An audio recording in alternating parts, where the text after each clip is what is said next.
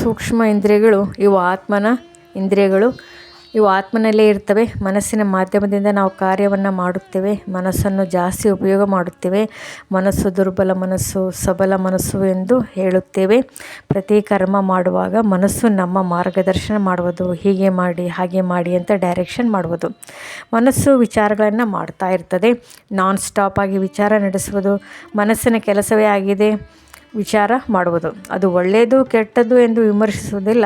ಸರಾಗವಾಗಿ ವಿಚಾರ ತರಂಗಗಳು ಮನಸ್ಸಿನ ಮೇಲೆ ನಡೀತಾ ಇರ್ತದೆ. ಆತ್ಮನ ಎರಡನೇ ಸೂಕ್ಷ್ಮ ಇಂದ್ರಿಯ ಬುದ್ಧಿ. ಇದು ಆತ್ಮನ ಶ್ರೇಷ್ಠ ಗುಣ. ಬುದ್ಧಿಯಿಂದ ನಿರ್ಣಯ ಮಾಡುತ್ತೇವೆ.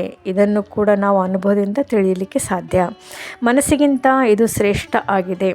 ಬುದ್ಧಿ ಶಕ್ತಿ. ಬುದ್ಧಿವಂತರು ಹೀಗೆ ಬುದ್ಧಿಯ ಬಗ್ಗೆ ವರ್ಣನೆ ಮಾಡುತ್ತೇವೆ.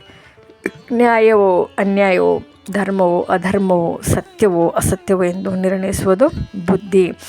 ಬುದ್ಧಿಯನ್ನು ಉಪಯೋಗ ಮಾಡುತ್ತೇವೆ. ಬುದ್ಧಿ ಎಂದಿಗೂ ತಪ್ಪು ದಾರಿಗೆ ಒಯ್ಯುವುದಿಲ್ಲ, ಸನ್ಮಾರ್ಗವನ್ನೇ ಸೂಚಿಸುತ್ತದೆ. ಮನಸ್ಸು ಇಂದ್ರಿಯಗಳಿಂದ ಕಾರ್ಯ ಮಾಡಲು ಆದೇಶ ಕೊಡುವುದು. ಅಂದರೆ ನಾನು ಯೋಚಿಸುತ್ತೇನೆ, ನಾನು ಮಾಡುತ್ತೇನೆ, ಈ ಪ್ರಕಾರ ಹೇಳುತ್ತೇವೆ. ಮನಸ್ಸು ಅಂದರೆ ಇಂತಹ ಮಷಿನ್ ಆಗಿದೆ. ಜಗತ್ತಿನ ಪ್ರತಿಯೊಂದರ ಬಗ್ಗೆ ಅದು ವಿಚಾರ ಮಾಡಬಲ್ಲದು. ಬುದ್ಧಿ ಕರೆಕ್ಟ್ ರಾಂಗ್ ಎಂದು ಹೇಳುವುದು. ಬುದ್ಧಿ ನಿರ್ಣಾಯಕ ಶಕ್ತಿಯಾಗಿದೆ. ಮನಸ್ಸಿನ ವಿನಃ ಯೋಚಿಸಲಿಕ್ಕೆ ಸಾಧ್ಯ ಇಲ್ಲ. ಬುದ್ಧಿಯ ವಿನಃ ನಿರ್ಣಯ ಮಾಡಲು ಆಗುವುದಿಲ್ಲ. ಮೂರನೇ ಸೂಕ್ಷ್ಮ ಇಂದ್ರಿಯ ಸಂಸ್ಕಾರ. ಹಿಂದಿನ ಜನ್ಮದ ಸಂಸ್ಕಾರ ಮನಸ್ಸಿಗೆ ಸಂಬಂಧಪಟ್ಟಿಲ್ಲ. ಬುದ್ಧಿಯ ಮಾಧ್ಯಮದಿಂದ ಮನಸ್ಸು ಸಂಬಂಧದಲ್ಲಿ ಜೋಡಿಸುವುದು. ಸಂಸ್ಕಾರ ಆತ್ಮನಲ್ಲಿ ಆಂತರಿಕವಾಗಿ ಅಡಗಿದೆ. ಶರೀರ ಸಿಕ್ಕಿದ ಬಳಿಕ ಆ ಆತ್ಮನ ಸಂಸ್ಕಾರ ಶರೀರದಿಂದ ವ್ಯಕ್ತ ಆಗುತ್ತದೆ. ಆತ್ಮನ ಈ ಗುಣ ಸರ್ವೋಚ್ಚ ಆಗಿದೆ.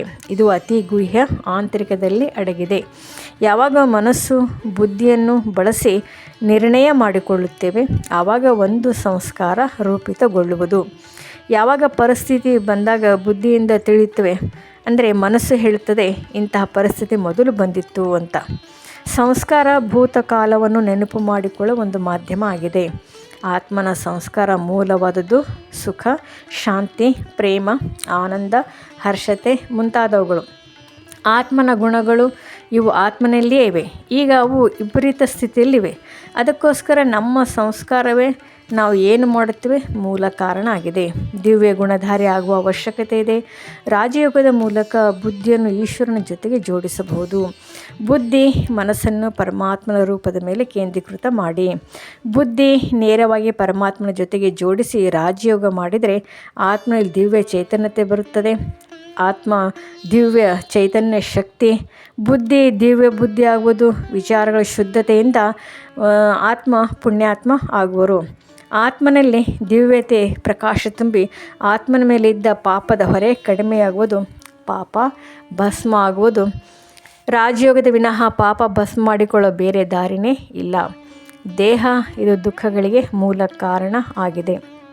ಆತ್ಮ ಈ ಶರೀರದ ಮೂಲಕ ಪರಿಚಯ ಹೇಳುತ್ತೇವೆ, ವ್ಯವಹಾರ ಮಾಡುತ್ತೇವೆ, ಯೋಚಿಸುವುದು ಎಲ್ಲ ಆತ್ಮನೇ ಮಾಡುತ್ತಾನೆ. ಡೈರೆಕ್ಟ್ ಅಲ್ಲ, ಇಂಡೈರೆಕ್ಟಾಗಿ, ಅಂದರೆ ಶರೀರದ ಮೂಲಕ. ಕೆಟ್ಟ ಸಂಸ್ಕಾರಕ್ಕೆ ಕಾರಣ ಇದೆ ಆಗಿದೆ ಶರೀರ. ನೋಡಿ, ಆತ್ಮನಲ್ಲಿ ವಿಕಾರ, ಕೆಟ್ಟ ವಿಚಾರ ಹುಟ್ಟಿ ದುಃಖದ ಕರ್ಮಗಳನ್ನು ಮಾಡುವನು. ಅವಗುಣ ಹುಟ್ಟಿ ದುಃಖ ಆರಂಭವಾಯಿತು. ಕ್ರೋಧ ಬುದ್ಧಿಯ ದೊಡ್ಡ ಶತ್ರು. ಶಾಂತಿ ಬುದ್ಧಿಯ ಸ್ತೋತ್ರ ಆಗಿದೆ. ಅವಗುಣಗಳನ್ನು ರಾಜ್ಯದಿಂದ ಅಳಿಸಿ ಹಾಕಬಹುದು. ನಾನು ಆತ್ಮ ಒಂದು ಸಣ್ಣ ಬಿಂದು ಆಗಿದ್ದೇನೆ. ಆತ್ಮಗಳು ಪರಮಾತ್ಮನ ಸಂತಾನ ಆಗಿದ್ದೇವೆ.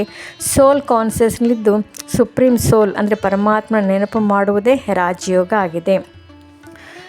ಆತ್ಮ ಚೈತನ್ಯ ಬಿಂದು ಆನಂದವುಳ್ಳದ್ದಾಗಿದೆ.